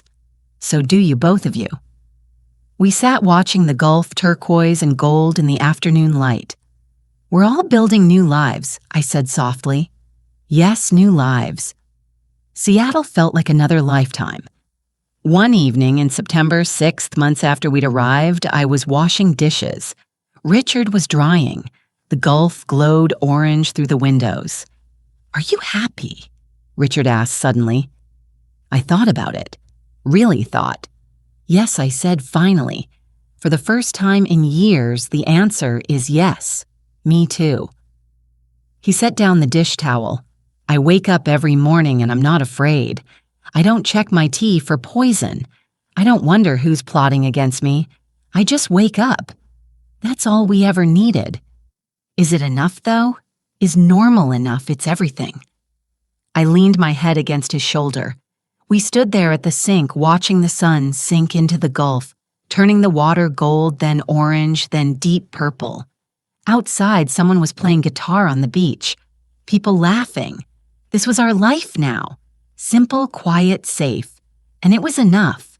It was more than enough. People ask me if I have regrets. Yes, I regret that I raised a son who valued money over love. I regret that I didn't see the poison coming sooner, but I don't regret saving my husband. I never will. Blood doesn't make you family. Loyalty does. Love does. And when the people who share your blood try to kill you, you have every right to cut them out. Some of you watching this might think I'm cold-heartless, but let me tell you something. I chose life over death. I chose my husband over my son. And if you were in my place, God help you, you do the same. I lost a son. There's no equation for that.